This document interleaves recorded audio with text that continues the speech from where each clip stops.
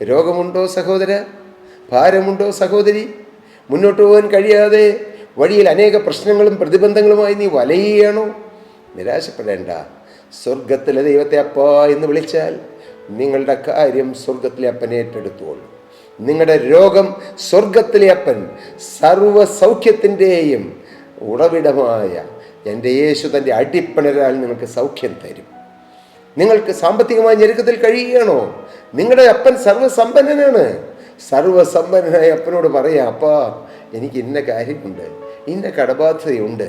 നിങ്ങളങ്ങനെ വിശ്വാസത്തോടെ ഒന്ന് പറഞ്ഞു നോക്ക്. നിങ്ങളുടെ കടങ്ങൾക്ക് മോചനം കിട്ടും, നിങ്ങളുടെ രോഗങ്ങൾക്ക് സൗഖ്യം കിട്ടും, നിങ്ങൾക്ക് ആശ്വാസം കിട്ടും. നിങ്ങൾ ഏത് വിഷയത്തിൽ വലയുന്ന വ്യക്തിയാണെങ്കിലും നിങ്ങൾ വലയേണ്ട. കർത്താവ് നിങ്ങളെ ആശ്വസിപ്പിക്കും. കർത്താവ് നിങ്ങളുടെ മേൽ സന്തോഷം പകരും. കർത്താവിൻ്റെ കരം നിങ്ങളെ താങ്ങും. കർത്താവിൻ്റെ കരം നിങ്ങളെ തലോടും.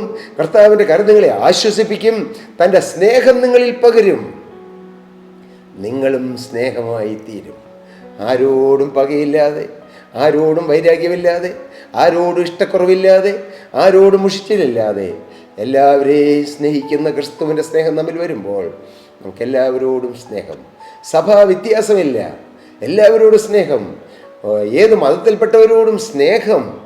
എല്ലാവരെയും കാണുമ്പോൾ ഇവരെല്ലാം ദൈവത്തിൻ്റെ കൈപ്പണികളെന്നോർത്ത്, നാഥ അവർക്ക് ദൈവത്തെ അനുഭവിക്കാൻ അവസരം കിട്ടിയില്ല, എനിക്കോ കൃപയാൽ തന്നല്ലോ, കർത്താവെ അങ്ങേക്ക് നന്ദി എന്ന് പറയും. ആരെയും കുറ്റപ്പെടുത്തുന്നില്ല. പാപത്തിൽ ജീവിക്കുന്നവരെ കാണുമ്പോഴും അവൻ പാപത്തിൽ ജീവിച്ച് നശിച്ചു പോവുകയാണല്ലോ എന്ന് ചോദിച്ചാൽ അവനെ കുറ്റപ്പെടുത്തുകയല്ല.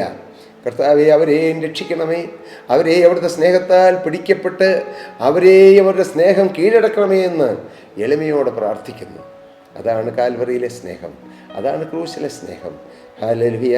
ആ വൃദ്ധയായ അമ്മ പറഞ്ഞു, ഞാനും എൻ്റെ കർത്താവും ഉണർന്നിരിക്കേണ്ട ആവശ്യമില്ല. ഇസ്രായേലിൻ്റെ പരിപാലകൻ മയങ്ങുന്നില്ല, ഉറങ്ങുന്നില്ല, ഉറക്കം തൂങ്ങുന്നില്ല. യഹോവ നിൻ്റെ പരിപാലകൻ. യഹോവ നിൻ്റെ വലത്ത് ഭാഗത്ത് നിനക്ക് തണൽ. പകൽ സൂര്യനെങ്കിലും രാത്രി ചന്ദ്രനെങ്കിലും നിന്നെ ബാധിക്കുകയില്ല. മകനെ, നീ പിന്നെ എന്തിനു പേടിക്കണം? നീ പിന്നെ എന്തിനു ഭയപ്പെടണം? നീ ആരെ ഭയപ്പെടണം? ഹല്ലേലൂയ. ധൈര്യമായി മുന്നോട്ട് പോകുക, യേശുവിൻ്റെ പിന്നാലെ പോകുക, യേശുവിൽ ആശ്രയിച്ചു പോകുക, യേശുവിൻ്റെ കരുത്തിൽ മുറുകെ പിടിച്ചുകൊണ്ട് പോകുക.